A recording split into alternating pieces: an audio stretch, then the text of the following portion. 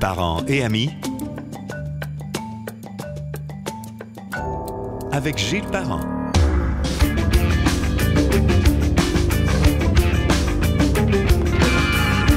Bonjour et bienvenue sur Parents et amis. Toujours un plaisir de vous savoir là, de plus en plus nombreux. On est bien contents. On a une certaine variété que vous appréciez.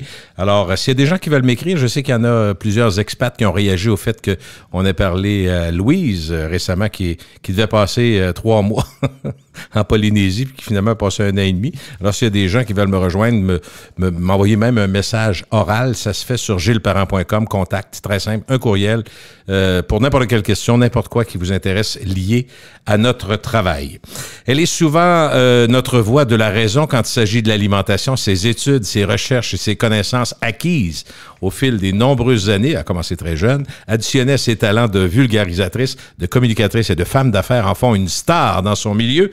Et bon, quelle présentation. Bonjour Isabelle. Je me suis ennuyée de toi, Gilles. Salut! Ben oui, c'est réciproque. Une fois par année, on peut pas dire qu'on exagère quand même, là. Ben non, c'est ça, mais c'est toujours un rendez-vous que j'attends avec beaucoup d'impatience. Merci beaucoup. Je sais que tu es active, je sais que tu bouges. Je fais ma mémère un peu comme certains probablement le font, ceux qui te suivent. De temps en temps, je te vois faire du ski. Je sais que tu es avec ton chum, vous allez de temps en temps dans les Alpes françaises et autres. J'adore, j'adore. Je sais que c'est une façon pour toi de changer d'air, de bouger, ouais. Parce que tu travailles fort, là, soyons honnêtes.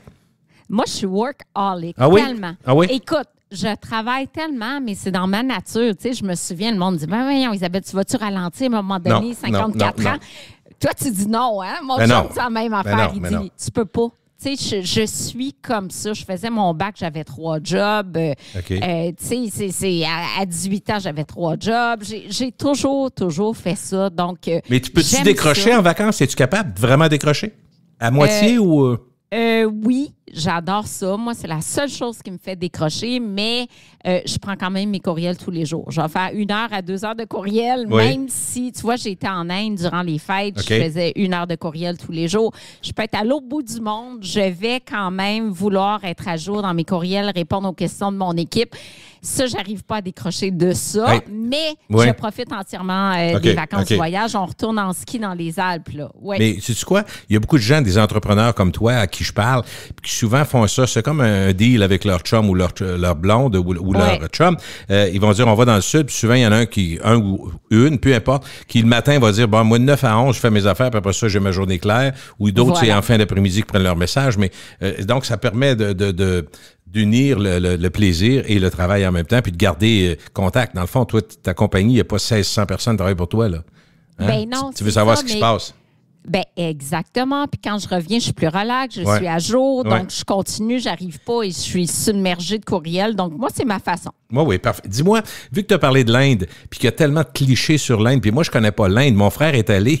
Oui. Mon frère, il sait que, genre, tu sais, on est 8 enfants dans la famille, puis lui, c'est plus le genre sac à dos, faire de la montagne, faire du trekking. Moi, je suis plutôt, si ça peut être confortable, ça me dérange pas. Si on peut avoir un peu de luxe, ça me dérange pas. Puis s'il y a de l'hygiène, plus d'hygiène que moi, ça me dérange pas. Mais lui, pas le premier jour, mais en fait, la première photo qu'il m'a envoyée de l'Inde, il est dans un bar, il dit, Gilles, t'aurais aimé ça prendre une petite bière avec nous autres? Je voyais, il y avait 2 grosses vaches, les vaches sacrées, qui étaient couchées à terre dans le bar.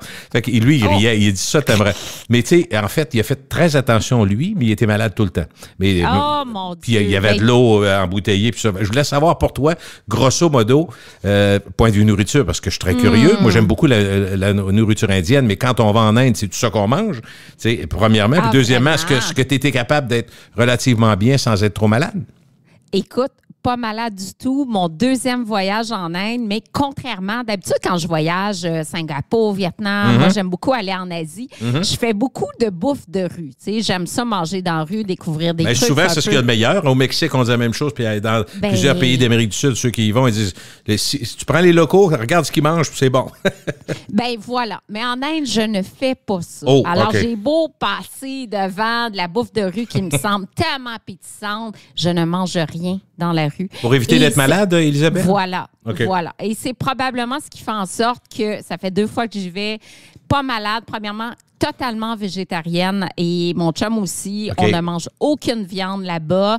Et la nourriture, on doit se dire, c'est fabuleux. Ah oui, il y a du choix, il y a une variété? Ah, ben écoute, les lentilles, moi j'adore ça. Ben Surtout oui. les dalles de lentilles. Tout est en sauce, mais très épicé. Le pain nan, il n'y a rien de meilleur.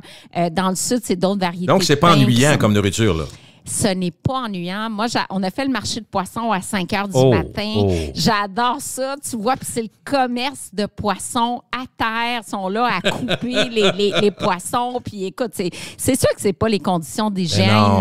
Mais tu sais, c'est ce qui fait que c'est un voyage des paysans. Puis moi, j'adore ça. Les gens sont fins. On est allé voir des cultures de thé, des plantations de thé, la récolte des feuilles de thé. Donc, ça, c'était vraiment, vraiment fascinant.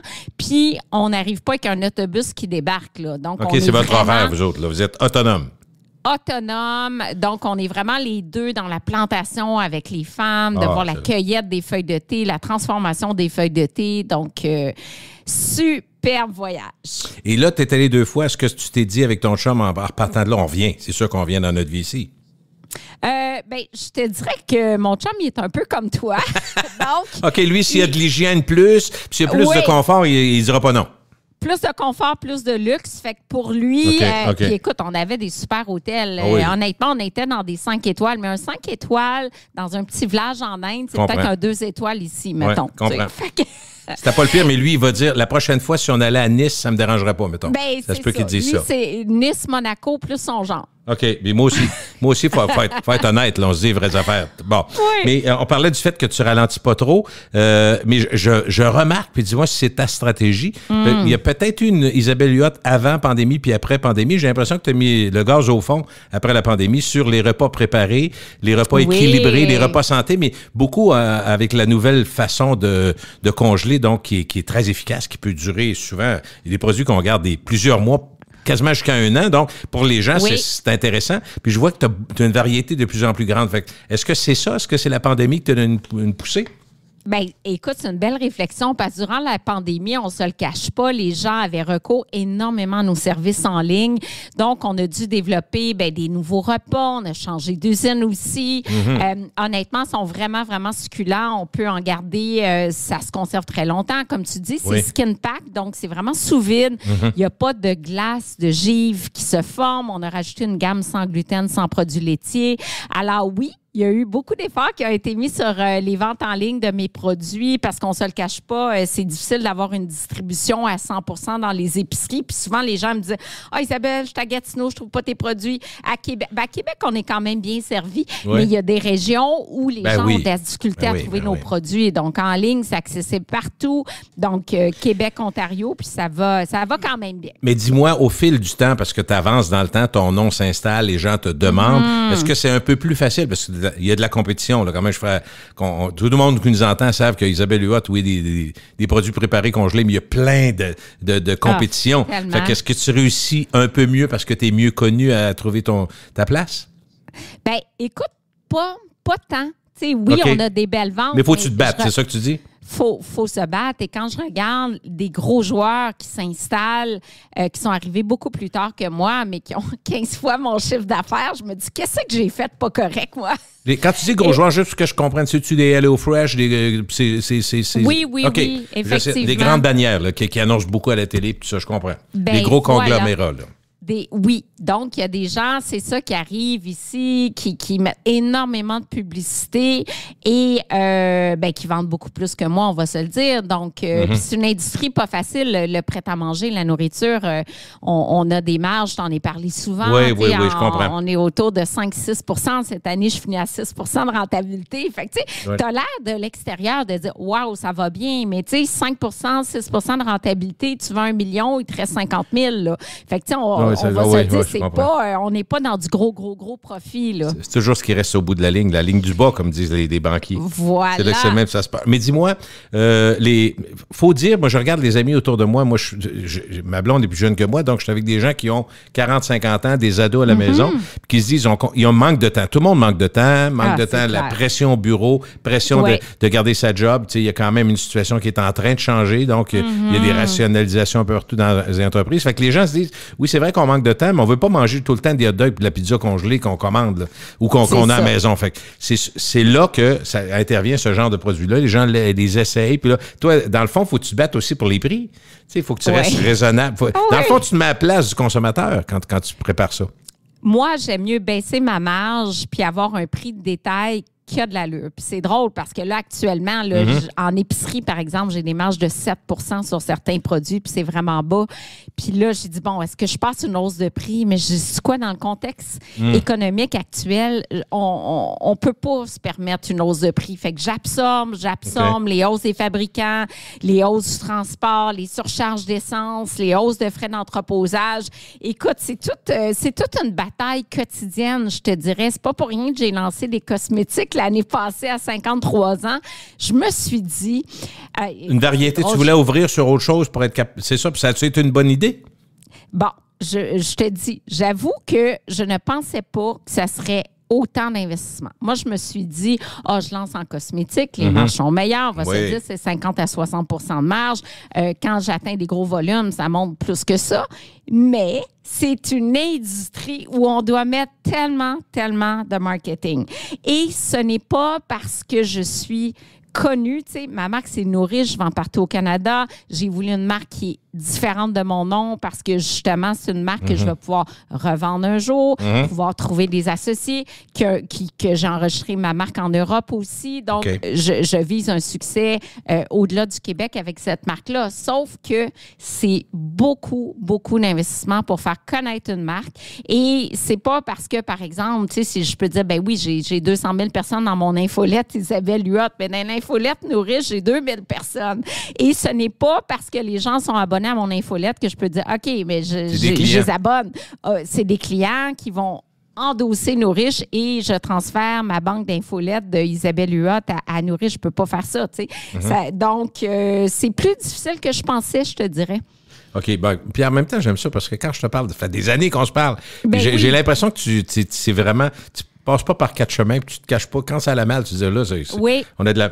J'apprécie ça, puis je pense que les gens remarquent aussi à quel point tu es plutôt intègre, puis c'est le fun. Puis, dans un monde où tout le monde se donne, tout le monde veut bien paraître, c'est quoi? En même temps, on veut pas mal paraître, c'est pas ça le point, mais de dire les vraies affaires, c'est le fun. Moi, j'apprécie ça. Ben moi, j'ai toujours été transparente. Puis, tu sais, je pense qu'on peut avouer que c'est difficile à être en affaires. Puis, tu sais, de l'extérieur, souvent, oh mon Dieu, ça a l'air facile, ça a l'air facile. Oui, c'est le fun, ton affaire. C'est pas facile. C'est ça. Et c'est le cas pour moi. Mais, tu sais, je suis membre on est tout un groupe d'entrepreneurs de PME. Puis, on se parle, c'est dur pour tout le monde, je vais te l'avouer. Là, c'est vraiment difficile pour beaucoup d'entrepreneurs. Quand je vois des gens qui font faillite, il y en a eu plusieurs au cours des 2 dernières années, ben c'est triste de voir Cookit notamment qui a dû vendre à perte ou d'autres entreprises. Là, je vois en restauration, il y en a eu pas mal qui n'ont lâché. En restauration c'est pas fini. Aussi, exactement. Fait que c'est triste.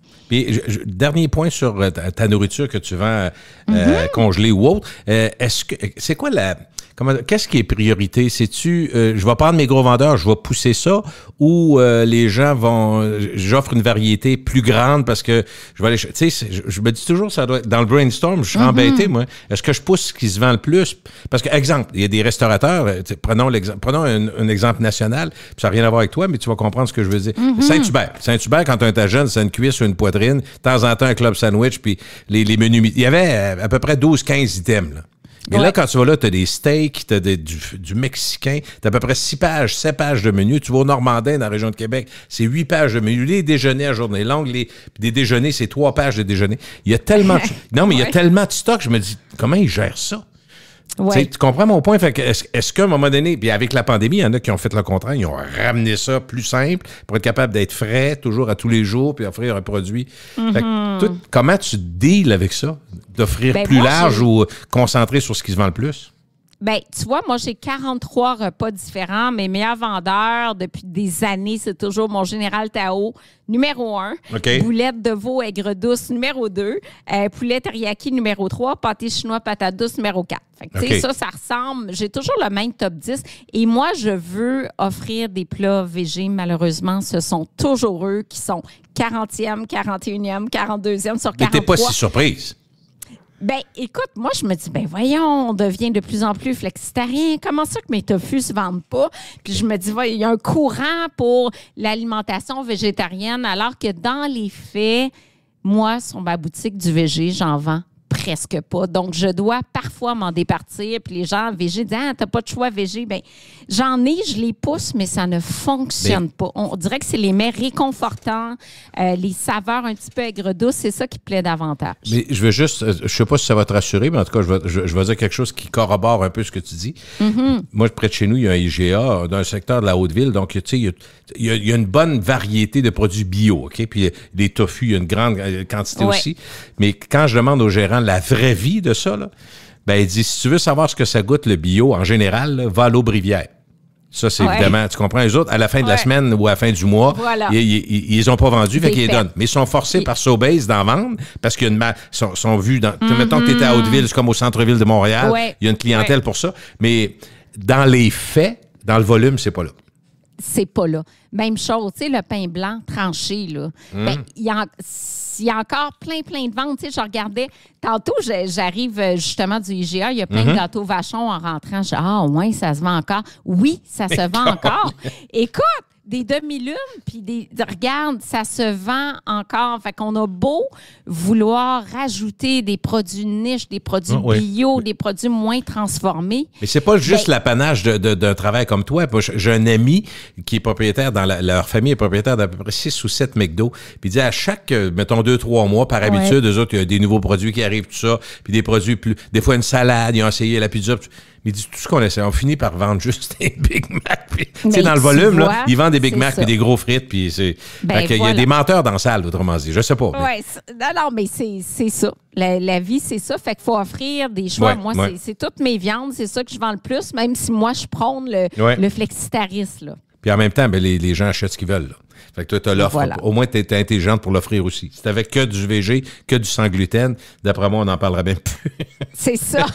OK, hey, j'ai 40 000 questions parce que le monde, moi, j'en ramasse toute l'année des questions que les gens posent. Questions en vrac. Puis il y a des choses qui reviennent, mais en même temps, si les gens reposent, ça veut dire que ça reste d'intérêt, je pense.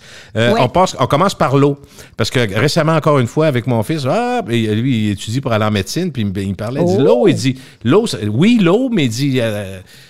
j'ai dit, il me semble que Isabella t'a dit que le thé, le café, tout ce qui est liquide, ça compte dans la quantité d'eau d'une journée. Il dit, oui, mais si tu prends 2 litres de Pepsi, c'est pas pareil, là. Fait on s'est ostiné un peu sur ça.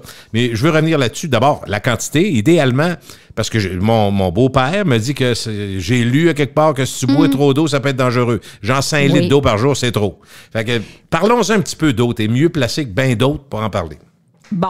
Bien, l'eau, c'est à peu près 1 millilitre d'eau par calorie consommée, 2000 calories. On va prendre 2 litres d'eau. C'est sûr que si on s'entraîne l'été, on fait des Ironman, on est en extérieur, les besoins augmentent. Mais tu sais, ton fils n'a pas tard. Il y a eu un cas, une marathonienne à New York qui est décédée parce qu'elle avait pris trop d'eau, pas assez d'électrolytes, est tombée en hyponatrémie, une chute de sodium dans le sang et elle est décédée. C'est très, très rare. Oui, oui, oui. Genre 15 litres d'eau sans électrolytes pendant que tu cours un marathon, c'était trop.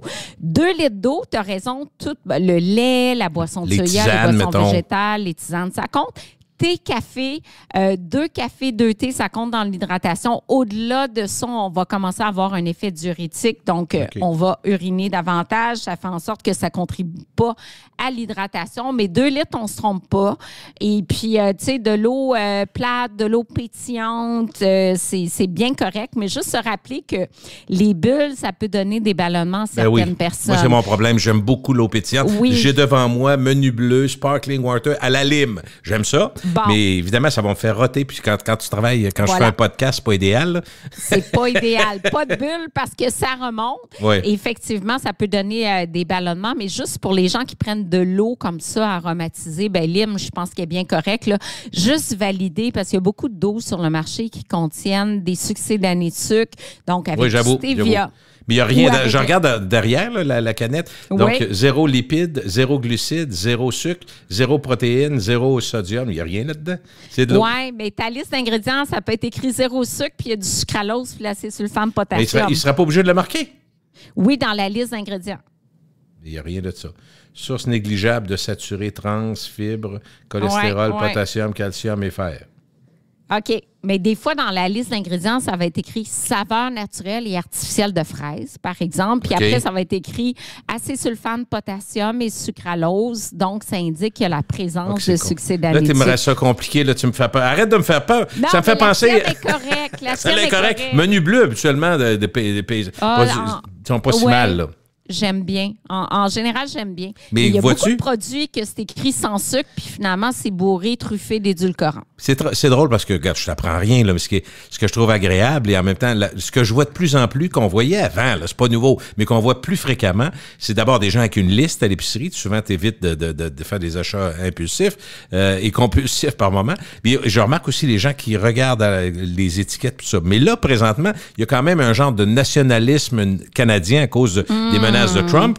Mais vois-tu, j'osais avec mon gars de IGA, justement, il me contait ça. Il dit, tu voyais le monde, comment ils sont en furie. Je commence ça. Mais il y a beaucoup de compagnies américaines qui emballent ou qui font par exemple, mettons des sauces qui vont être emballées au Canada. Donc, ça va être marqué canadien, mais c'est pas un produit canadien. Ouais. C'est juste emballé. Fait que là, à un moment donné, j'ai dit, écoute, on peut pas arriver avec une police, puis un notaire, puis un évaluateur à chaque fois qu'on achète une canne de sauce. Mais il dit, les gens sont déçus parce que souvent, c'est marqué, mais c'est marqué fabriqué au Canada, puis ça peut être fabriqué au Canada. Ça peut être embouteillé, emballé au Canada. Fait que là, si tu veux vraiment être, mettons, moralement, pas du tout être... Tu comprends ce que je veux dire? C'est compliqué, là. C'est compliqué, mais tu sais, on a des certifications aliments préparés au Québec. Ça veut dire que c'est préparé au Québec, mais il peut y avoir des intrants qui viennent d'ailleurs. Tu sais, il y a toutes sortes de Mais il ne faut pas trop capoter. D'après moi, sinon, c'est compliqué. Bien, c'est ça. Ça peut être très, très long, mais tu sais, tant mieux si on encourage l'économie du Québec puis qu'on prend des fraises de serre du Québec. Mais tu sais, c'est sûr que c'est cher, là, au lieu des fraises californiennes. C'est juste meilleur pour l'économie. C'est bien meilleur. Oui, mais ils sont souvent meilleurs au goût, là, tabarouette. Ah, mon Dieu. Je suis tellement content. Moi, tu sais, je suis un maniaque, tu sais. Tout le monde le sait, j'en ai tellement parlé. Moi, je prends 1 à 2 tomates par jour depuis que j'ai l'âge de 10 ans. Comprends-tu? Des tomates et des concombres. Moi, ma mère, mais des concombres. Maintenant, on a au Saguenay, ils font les concombres en serre. Toundra sont presque tous faits. Fait qu'à peu près tous les concombres du Québec, même de ceux qui sont des concombres anglais, les autres sont faits. Tous les potagers qui ont été achetés, je pense que Savoie a été acheté par Demers dans la région de Québec. Nous, toutes les tomates, c'est Demers. Fait que c'est extraordinaire. À l'année, on a des bonnes tomates, des bons concombres. Pour moi, là, maniaque de légumes, c'est extraordinaire. Vraiment extraordinaire. Ah, c'est extraordinaire. Moi, je suis comme toi, c'est drôle parce qu'on partage les tomates.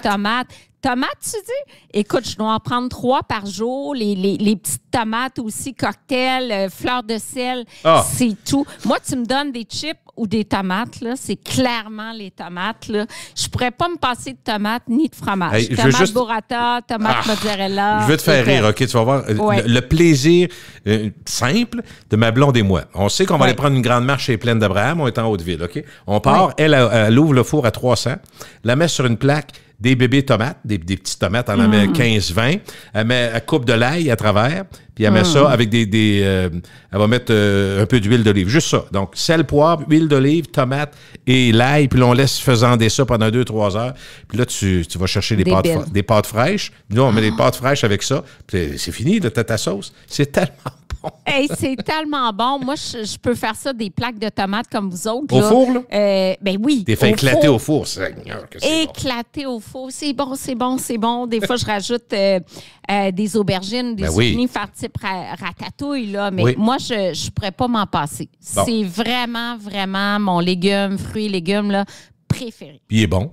C'est bon pour la santé. Puis écoute, l'autre affaire, tu voyages. Je ne passerai pas la journée ces tomates, mais faut le voir, faut le vivre pour le croire. Quand je suis arrivé en Sicile, je suis allé en Italie, on a de la famille en Sicile. Puis en fait, le père de la blonde, de la femme de mon fils, je cherche tout le temps les noms là-dedans, pas grave, en tout cas, Leonardo, il me dit, tu vas voir, il est venu ici, mais il dit, tu vas voir les tomates en Sicile, à cause du soleil, à cause du sol, ça n'a rien à voir. Puis là, j'ai les pomodoro, tout ça, c'est vrai. Donc, les tomates peuvent tellement varier, comme le vin, comme les vignobles, tu sais, qui vont dire selon la région, selon le vent, le soleil, l'exposition. Il y a des tomates qui sont extraordinairement goûteuses, surtout au soleil, au sud. Là, tu sais, t'as dû le remarquer. Ben, moi, j'habite en Sicile. Arrête! Ben oui. Écoute, quand ça ne devait pas te coûter cher, parce que ça coûte pas cher en Sicile. C'est vraiment abordable. Ben, j'habitais dans une famille. Écoute, je suis partie avec mon sac à dos toute seule en Italie à 18 ans et je suis allée dans une famille en Sicile pendant 3 mois. Caroline!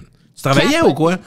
À moitié? Écoute, j'essayais d'apprendre l'italien, mais là, oui, j'ai quand même appris, là, parce que, tu sais, là-bas, ils parlaient juste italien. Ben oui. Et puis, écoute, on s'est régalé, là. Puis en dessert, c'est les figues fraîches dans le figuier. Puis, écoute, ça a été assez extraordinaire. À cet âge-là, à 18 ans, ça devait être l'échange de langue, sans jeu de mots. Ben oui, j'ai rencontré un Italien. On a correspondu ensemble pendant une quinzaine d'années, mais juste en ami. Ah, OK. Ouais, juste un ami. Ben oui.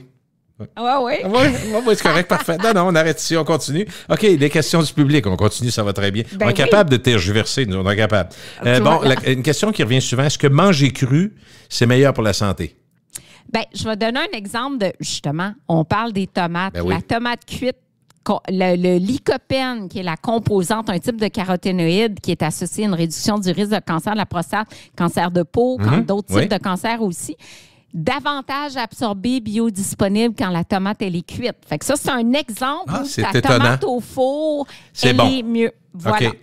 Mais dans d'autres cas, cru, ben c'est sûr que tu conserves le maximum de vitamines. Là. Je pense à la vitamine C, je pense aux vitamines du complexe B, dans d'autres légumes, folates notamment. Quand les légumes sont cuits, surtout dans beaucoup d'eau, type faire bouillir dans l'eau, ben là, tu vas perdre un 20 à 50 de la vitamine C notamment. Là. OK. Et là, question en parallèle, il y a de plus en plus de produits crus, entre autres dans les poissons. Le bœuf, souvent, tu sais, un tataki, là, souvent, c'est à peine cuit. Ouais. Tu manges ça presque cru. Fait que les gens disent, qu'est-ce qui se passe? Pourquoi dans les années 60-70, quand on était jeune, on disait, hey, tu manges jamais ça, de la viande crue? Puis là, on est rendu qu'il y a du tartare, il y a du cru, il y a des tataki. Qu'est-ce qui a changé? Pourquoi on peut manger cru puis c'est pas dangereux comme avant? Bien, c'est important encore aujourd'hui qu'on mange cru, la qualité de la viande ou la qualité du poisson, c'est hyper important parce que si la viande est contaminée au E. coli, quand une viande est... Tu sais, on sait que la maladie du hamburger, là, tu sais, si la viande, elle est contaminée, ça peut être très, très grave. Mais un tataki cuit en surface, ça va, parce que là, tu as une cuisson en surface, c'est là, s'il y a une bactérie, elle est détruite. Okay. Mais si la viande est attendrie, par exemple, ou là, il y a des pics qui rentrent à l'intérieur, puis qu'on peut, l'intérieur de la chair peut être contaminé aussi. Tu sais. Okay. Dans le cas du poisson, c'est différent. Dans le cas du poisson de la morue, entre autres, ben là, c'est plus des petits vers hein, qu'on va retrouver qu'une bactérie en soi. Okay. Mais au moins, ils sont blancs, on les voit pas. Ils sont blancs, puis je veux dire, ils sont tués à la cuisson, là, dans le cas de la morue notamment. Ouais. OK, parfait. J'ai tellement de questions, il faut que j'arrête de te couper, il faut que je te laisse aller. Est-ce qu'il faut bannir les conserves, Mme Huot? Pas nécessairement. Moi, je trouve que dans un contexte d'inflation comme on vit, d'avoir une conserve, c'est économique. On prend un produit qui est faible en sodium ou sans sel ajouté, puis vraiment, tu sais, c'est moins bon. Les pois chiches, par exemple, moi, je jette ça en conserve. Mon Dieu, les pois chiches, puis là, tu rinces quand même salé, mais quand tu rinces, c'est vraiment, vraiment parfait. Les pois chiches en conserve, moi aussi, faire tremper tout ça, là, tu sais, on manque de temps pour tout faire ça, mais tu sais, les tomates en conserve, même les légumes, tu sais, ça peut être hyper pratique parce que souvent, puis tu sais, tu as moins de pertes que d'acheter toujours des légumes frais puis de ne pas les consommer puis qu'ils finissent à la poubelle. Là. Bien sûr. Quelle est la différence entre les fruits frais et les fruits secs pour la santé? Grosse différence. Mettons que tu prends 100 grammes de raisins frais, à peu près une demi-tasse, là. Tu as 67 calories, tu as l'équivalent d'une tranche de pain en termes de glucides, 80 d'eau. Mais un 100 grammes de raisin sec, tu passes à 300 calories parce que tu as 15 d'eau. Donc, c'est sûr que la quantité à consommer est beaucoup plus petite. Tu sais, des raisins secs, tu prends 15 ml, une cuillère à soupe que tu vas mettre dans ton gruau, c'est parfait, mais tu ne prends pas une demi-tasse parce que ça va être beaucoup plus concentré en sucre et en calories aussi. Là. Je comprends, c'est l'eau qui est pas prise, la place que l'eau n'a pas, elle est prise par d'autres choses. C'est d'où les calories. OK. Mettons, sans restriction alimentaire, le pain multigrain, est-ce que c'est le meilleur choix pour la santé?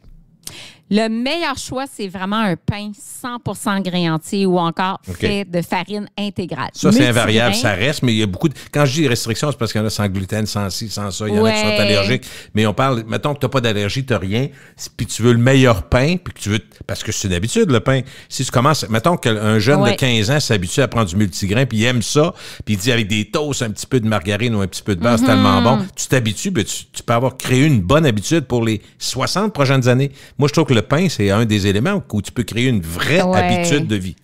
Oui. Ben oui, c'est un aliment de base. Parce que quand tu manges du pain blanc, il y en a encore autour de moi, ça souvent, pain blanc. Mais je me dis, Caroline, vous manquez du goût. C'est tellement... Je suis comme toi. Moi, c'est 100% grain entier. J'adore ça. Le compromis, ça serait un pain qui a, par exemple, farine de blé entier suivie de farine enrichie. Donc, enrichie, c'est une farine blanche. Mais les deux ensemble, c'est comme un compromis, un peu comme les pâtes Smart, mais de t'habituer d'emblée à un 100% grain entier, c'est mieux. Multigrain, ça veut dire plusieurs grains.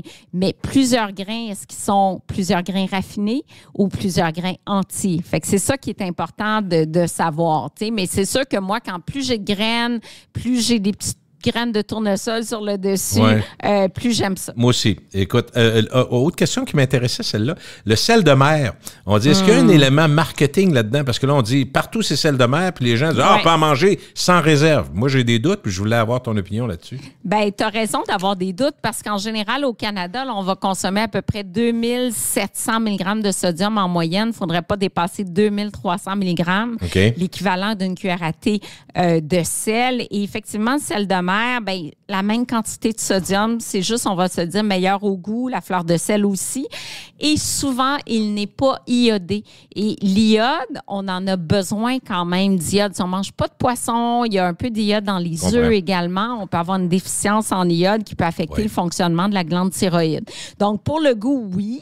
Sans réserve, non. Mais c'est important ce que tu dis, parce qu'on l'entend souvent. Hey, prendre du sel de mer, c'est meilleur pour la santé. Pas tant, c'est meilleur pour le goût. C'est meilleur pour le goût. Oui, effectivement, tu as à peine un petit peu plus de minéraux, mais aux quantités qu'on consomme, on ne va pas dire qu'on s'en va chercher du magnésium dans notre sel. Là. OK. Riz, pâtes, couscous, pommes de terre, quel féculent choisir pour le mieux, si on va faire les bons choix? Là. Y en a-tu qui sont mieux que d'autres là-dedans? Riz, pâtes, couscous, pommes de terre.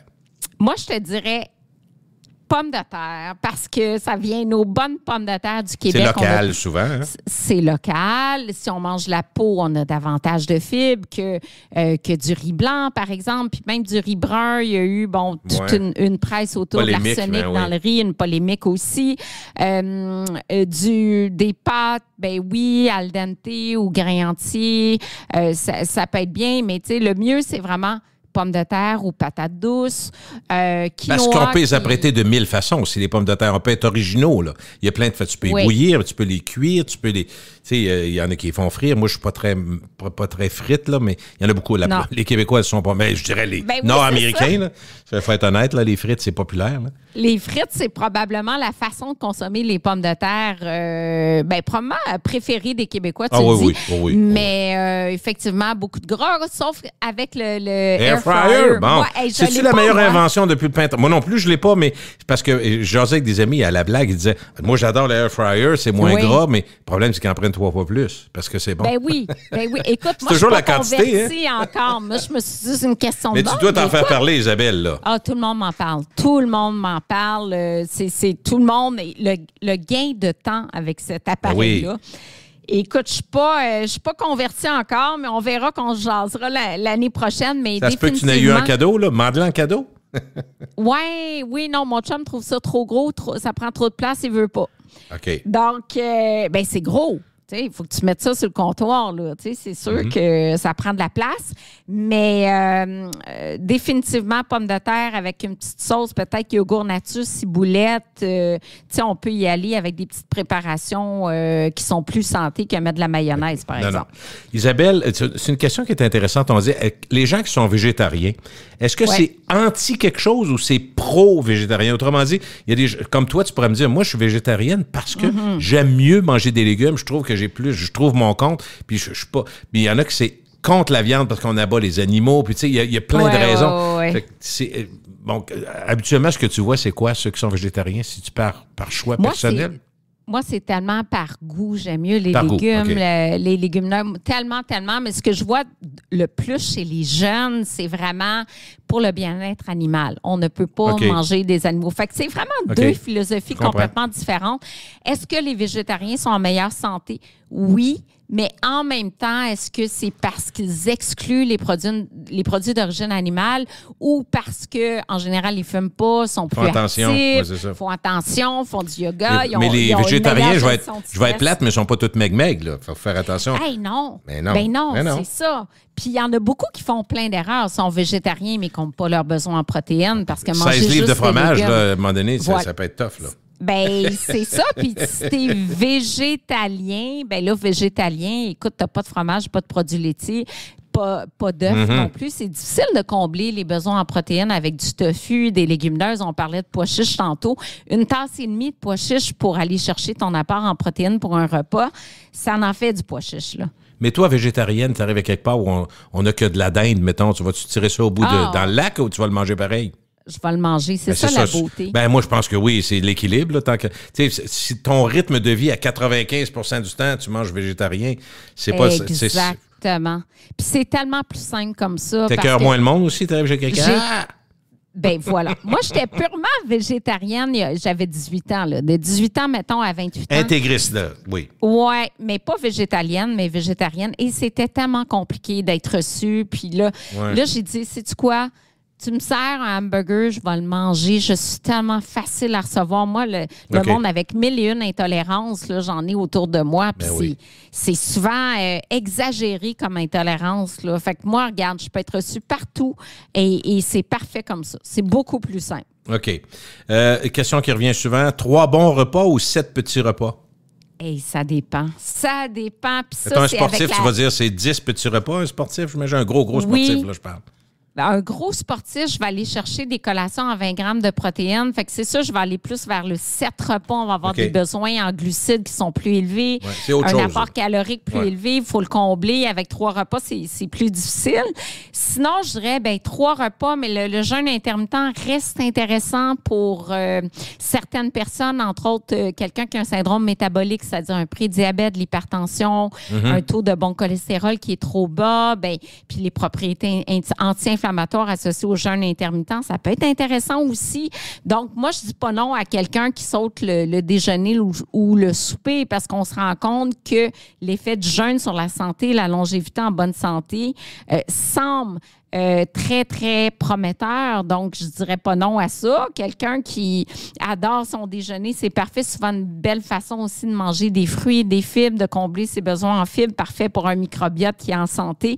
Donc, à chacun sa façon, tu sais, de trouver la meilleure façon pour la personne selon son appétit, selon ses besoins réels, selon les objectifs de santé aussi. Tu as parlé, dans ta carrière, tu parles aussi à des gens qui veulent maigrir, qui ont de la misère, qui souffrent d'embonpoint, puis qui essayent, c'est difficile. Mais l'affaire, c'est qu'on revient tout le temps au mot équilibre. Tu sais, on faisait des blagues là-dessus, l'équilibre. Ce qui est vrai, là, l'équilibre, tu peux manger un peu de tout, mais avec des quantités raisonnables. Mais c'est l'être humain, on dirait qu'on a de la misère. Parce que l'équilibre, en théorie, toi-même, tu le disais, de temps en temps, tu peux t'échapper à gauche, de temps en temps à droite. Donc, tu vas faire un jeûne à un moment donné parce que tu veux te calmer les nerfs. Puis un soir, tu t'accroches les pieds, puis là, tassez-vous, la poutine à 2 heures du matin, puis envoyez donc. Mais il ne faut pas que ça soit régulier. Fait que ça peut faire partie de l'équilibre. Mais en même temps, maintenir un équilibre tout le temps, moi, je trouve ça très difficile. C'est une des discussions qu'on a entre amis, puis on se dit, tabarouette que c'est dur. Surtout quand tu as un problème de poids. Parce qu'il y en a qui sont ceux qu'on appelle gentiment parmi nos amis les écœurants, qui, peu importe ce qu'ils mangent, peu importe ce qu'ils font, ils n'ont jamais pris une livre de leur vie. Mais ça, c'est métabolisme, c'est correct, là. Mais c'est vraiment comment dirais-je, je lisais dans une revue française, c'est entre 7 et 10 fois par jour, les gens pensent à leur poids. En moyenne. Écoute, en passant devant le miroir. C'est capoté, là, Isabelle, c'est capoté. Écoute, je suis pas étonnée que c'est fascinant comme statistique. Je l'avais pas en tête, mais effectivement, il y a un Québécois sur 2 qui veut perdre du poids. Il y a 60% des gens en surpoids ou obèses au Québec. Moi, j'ai fondé un programme avec Dr. Denis Boucher. Oui, j'ai vu vos vidéos. Oui. Denis Boucher, oui. In Your Face avec Denis Boucher. Non, je l'ai croisé une couple de fois. J'étais dans un studio, puis il y avait 2 autres personnes qui disaient « Je suis content ce matin, je suis avec 3 obèses, on va jaser. » Non, il est capable. Il est très, très bon. J'ai bien aimé. C'est ça. Ben oui, absolument. Puis donc, on a un programme qui s'appelle Docteur au carré. On accompagne les gens pendant 8 semaines en perte de poids. Puis les gens sont tellement, tellement contents. Mais effectivement, c'est un apprentissage. Il ne faut pas viser la perfection. Il ne faut pas se taper dessus non plus. Il ne faut pas culpabiliser. Donc, le faire pour les vraies raisons, le faire dans le plaisir, changer ses habitudes de vie. C'est pas facile, comme tu dis, Doc Boucher, il rentre dans le monde. Moi, je suis plus douce. Fait qu'on fait un... Ça fait un équilibre, là. Et voilà l'équilibre. Ça fait un équilibre, effectivement. Mais la bonne nouvelle pour ceux qui essayent ça, c'est que rapidement, tu as des résultats, puis rapidement, tu te le fais dire, puis rapidement, tu es motivé. Fait que quand tu perds un 5-7 livres, le monde dit « As-tu perdu un petit peu de poids? » Oui. « Hey, mon Dieu, ça te fait bien. » Fait que là, finalement, ou toi, dans tes culottes moins serrées un peu, wow, c'est le fun. Tu sais, fait que je trouve que les bénéfices arrivent assez vite quand tu perds du poids.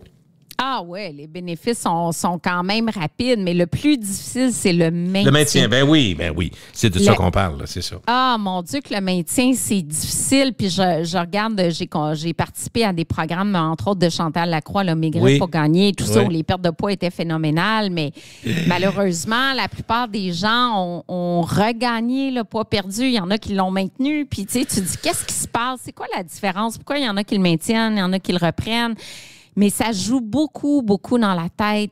La motivation intrinsèque de perdurer dans tes habitudes de vie, les efforts qu'il faut mettre, parce que c'est pas facile. Maintenir ton poids, c'est faire des efforts à vie pour maintenir ça, pour garder une cadence d'activité physique, pour aller marcher. Tu sais, tu t'es mis à marcher, toi. Moi, je marche beaucoup. Ben ça me donne un coup de main. Comme je dis, je perds pas de poids vraiment, mais j'en prends pas. Fait que ça, c'est déjà bien. Voilà. Mais la phrase la plus importante depuis qu'on fait des chroniques ensemble, je me rappelle quand tu disais Est-ce que vous avez faim ou vous avez envie de manger? C'est tellement important. C'est tellement important. Je m'en fais parler encore. Tu t'en rappelles, mais cette phrase-là, je l'ai dit à mes fils. T'as-tu faim ou t'as le goût de manger? On a tout le temps le goût de manger. Mais on a-tu faim ou on n'a pas faim? Ben exactement. Puis c'est le jour que tu comprends ça, ben tu règles bien des affaires. Ça, je suis vraiment d'accord. J'ai une section spéciale tiens, pour toi. Vrai ou faux? Parfait. Il y a plein de clichés là-dedans. Fait que, puis en même temps, c'est pas toujours vrai. Tu vas dire oui, vrai, mais peut-être faux un peu. En tout cas, c'est à toi de voir. On commence avec des phrases qui sont souvent dites ou ton voisin, ton ami te dit « Ah, ça a l'air que... » Alors, allons-y. Les œufs font augmenter le cholestérol sanguin. Vrai ou faux? En général, non, mais il ne faut pas manger une vingtaine d'œufs par semaine. Une douzaine d'œufs par matin, ça ne marchera pas. Là. Non, ça ne marche pas, mais je te dirais de 3 à 7 œufs par semaine, aucun problème. C'est beaucoup. Ça pourrait être un par matin si tu ne mets pas 6 livres de beurre dessus, là, puis il n'y a pas d'inquiétude. Un par matin sans inquiétude, à moins que tu ferais d'hypercholestérolémie familiale et d'avoir vraiment de la difficulté à gérer. Son cholestérol. Mais normalement, ça pourrait être correct. Ah oui. OK. Là, ça me ramène à quelque chose qu'on nous dit depuis qu'on est jeune, puis j'ai jamais su si scientifiquement c'était vrai. On va le savoir aujourd'hui. Manger des carottes, est-ce que c'est vrai que c'est bon pour la vision? Ah, bien, les carottes contiennent du bêta-carotène, une provitamine A, et ça aide à la vision nocturne. Donc, ça va aucunement guérir l'adaptation à l'obscurité. Faut dormir le jour, puis OK, on vit la nuit, si on veut voir mieux. Oui, mais c'est pas, mais c'est plus l'adaptation à l'obscurité. C'est tout simplement ça. Ça va pas guérir une myopie, là. Ni une presbytie. Je veux pas avoir de lunettes, je vais manger des carottes, tout va être réglé. Non, ça marchera pas. OK, parfait. Non. Est-ce que c'est vrai? Je pense que c'est faux parce que dans notre podcast jusqu'ici, tu en as parlé. La cuisson diminue la valeur nutritive des légumes. Ben oui, c'est vrai. Parce que, OK, oui, c'est vrai, tu le dis, c'est vrai. Oui, mais vitamine C... Mais si je garde mon eau, mettons, non? Ah, ben oui. Si je bois l'eau? Ben, si tu prends l'eau, tu fais une soupe, par exemple, il n'y a pas de problème. Okay. Mais effectivement, vitamine C, super fragile, des vitamines B1, la thiamine, la B9, les folates, plus fragiles à la cuisson. Mais si on cuit à la vapeur rapidement, il va y avoir moins de pertes que si on cuit abondamment dans de l'eau. OK. Le sel ajouté à la table à manger est la principale source de sodium dans l'alimentation. Est-ce que c'est vrai ou c'est faux? 77 du sodium consommé provient des aliments transformés du commerce et non du sel. Donc, c'est faux pas mal. C'est faux pas mal. Donc, c'est pas mal faux. On peut prendre la salière. C'est pas ça l'enjeu principal, notre apport en sodium. Et le groupe qui contribue le plus à notre apport en sodium au Canada, tu penses c'est quoi? Groupe alimentaire? OK, attends un peu. La viande? Des charcuteries? Non? suis pas dedans? Bien, aux charcuteries, je pense qu'il est 3e. Écoute, étonnamment, le pain est produit de boulangerie parce qu'on ne se rend pas compte, mais dans les céréales à déjeuner, dans certains pains, pâtisseries, mais bourré de sel, mais pas juste ça. C'est parce que c'est un aliment de base. Fait que si tu manges 4 tranches de pain par jour, puis c'est un pain qui est riche en sel, versus la pizza que tu vas manger une fois par semaine, bien, le pain est un plus grand contributeur. Au bout de l'année, ça t'en fait, là. Tu sais, quand tu faisais tes quantités en disant si vous prenez tant de cuillerées, le sucre, en tout cas, je me rappelle, ça m'a marqué. Ah, là. mon Dieu, tu disais, au bout de l'année, là, tu peux prendre ça te prend des grands récipients pour tout rentrer le sucre que tu as pris dans l'année, parce qu'on le voit pas au jour le jour, un petit café par-ci, un petit biscuit. Ouais. Pas plus que 12 cuillères à thé de sucre par jour ajouté. Un petit verre de jus une demi-tasse et 3 carrés de sucre. Excuse-moi, là, entre amis, là, moi, j'ai 64 ans aujourd'hui. Mais c'est une des choses... Non, mais c'est... Hey, aujourd'hui? Non, pas aujourd'hui. OK. Non. OK. Mais ce que je veux dire, c'est qu'une des choses qu'on... Ben, en tout cas, ma blonde, elle la remarque... moi, je regarde plus le sel, puis elle regarde plus le sucre. Elle dit, il y a du sucre là-dedans, ça n'a pas de bon sens, puis des choses qu'on n'oserait même pas. Mais quand on était jeune, je me rappelle, jamais... Tu sais, on prenait du... C'est drôle parce que là, on parle du Oasis, des jus qui sont faits ici au Québec. Il y en a plusieurs, mais quand j'étais jeune, je me suis jamais... D'abord, personne ne m'a jamais dit qu'il ne fallait pas que je prenne de jus. Souvent, on n'en prenait pas parce qu'on n'était pas très riche, puis on n'achetait pas tout le temps de jus. On prenait du Kool-Aid. Ça, c'était du bon sucre. Oh, mon Dieu, le Kool-Aid. Non, mais c'est parce que tu as 8 enfants, puis tu veux faire du jus, ça te prend... Ben, tu prenais un sachet de Kool-Aid, puis du Tang, c'était juste du sucre aussi. Oui, bien, nous, c'était le congelé, là, Minute Maid. Mais oui, c'est vrai, il y a eu ça aussi. Mais quand je regarde mettons qu'on s'en va au camp de pêche, puis avec 3 groupes d'amis, je me suis rendu compte que maintenant, avant, c'était naturel, tout le monde achetait quasiment le baril de jus d'orange. Il y a beaucoup de gens qui ont coupé le jus d'orange parce que c'est trop sucré. Beaucoup autour de moi, là. Je sais pas si tu vois ça toi aussi. Le jus d'orange, j'ai appris. Pour certains, ça a pris une débarque là, le matin.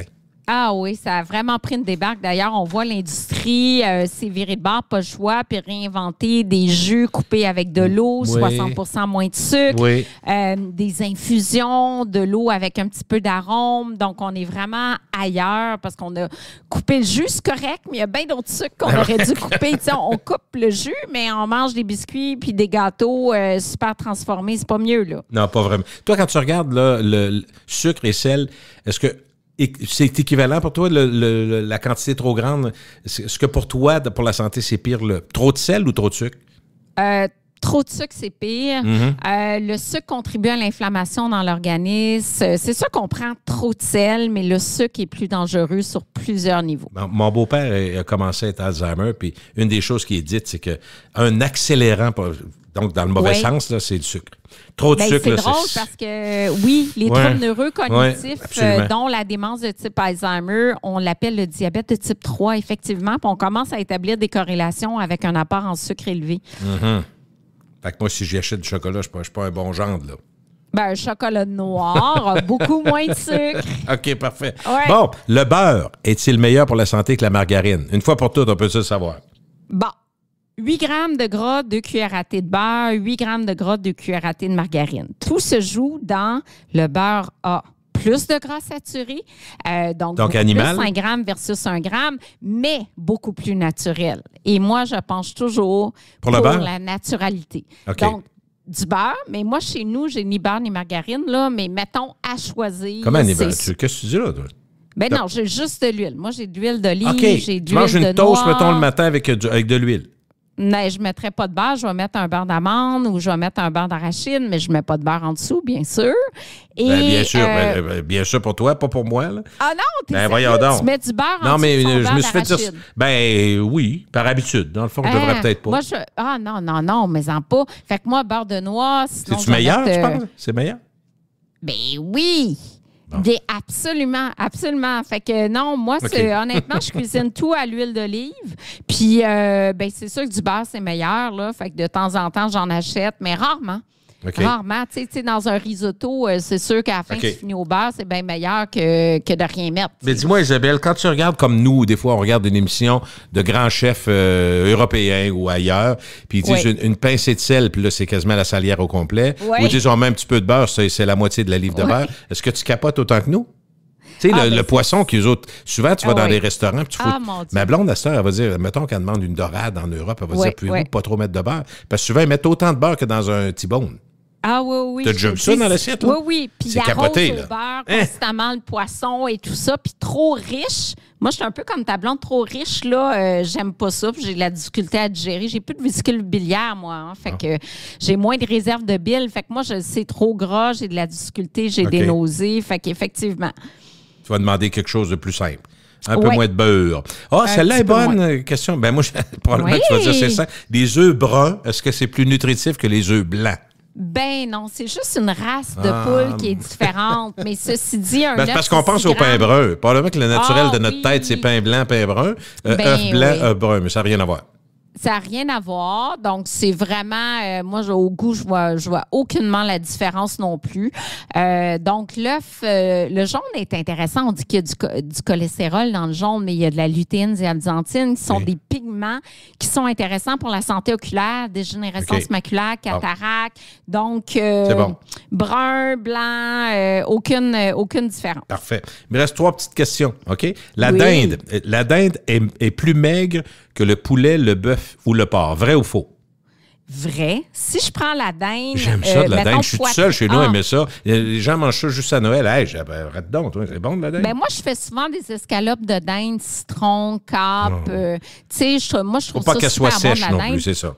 Non, mais c'est, tu sais, avec un petit bouillon de poulet, c'est super bon. Mais 1 gramme de gras, donc très, très maigre, la dinde poitrine versus 2 grammes de gras pour la même poitrine de poulet sans la peau. Sinon, filet de porc, 3-4 grammes de gras, ça va aussi.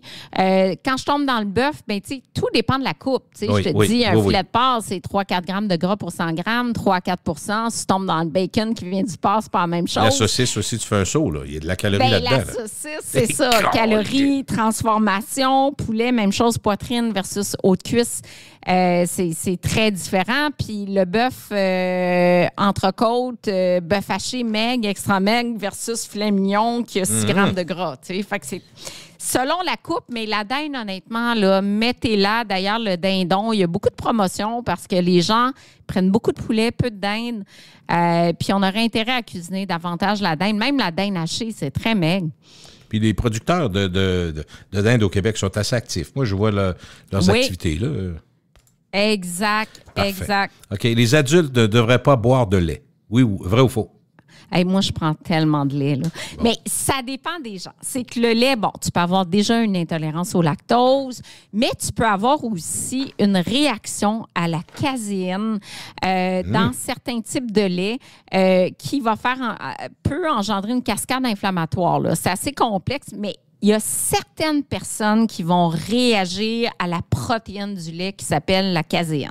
Okay. Si on ne réagit pas à cette caséine-là, ni au lactose, il n'y a aucun problème à prendre du lait. Moi, je peux prendre 3 lattés, énormément de lait dans une journée. J'adore le lait. Je trouve qu'au goût, les boissons végétales n'accotent pas. Mais tu ne prends pas du 3,25? T'es-tu dans le 1% ou t'es dans le quoi? Moi, je prends du 1, mon chum veut du 2. Fait qu'on a un 1 puis un 2. Fait qu'on alterne, on alterne entre les deux. Je pense qu'un %, c'est vraiment un beau compromis. Écrémé, ben, tu sais, moi, j'aime ça. Il y en a qui n'aiment pas ça, mais je me suis habitué. Parce qu'on m'avait expliqué. On m'avait expliqué que le gras, c'était juste le gras qui était la différence. Les qualités nutritives du lait dans le 0, 1, 2, c'est toute la même affaire. C'est juste qu'il y a plus de gras dans le 3,25. Puis les gens vont dire, mes fils vont dire c'est plus goûteux, j'aime mieux ça. Mais moi, j'aime pas la crème. Fait que c'est clair que ça me convient. Ben là, c'est parfait. Puis tu sais qu'on a maintenant des laits à 16-18 grammes de protéines.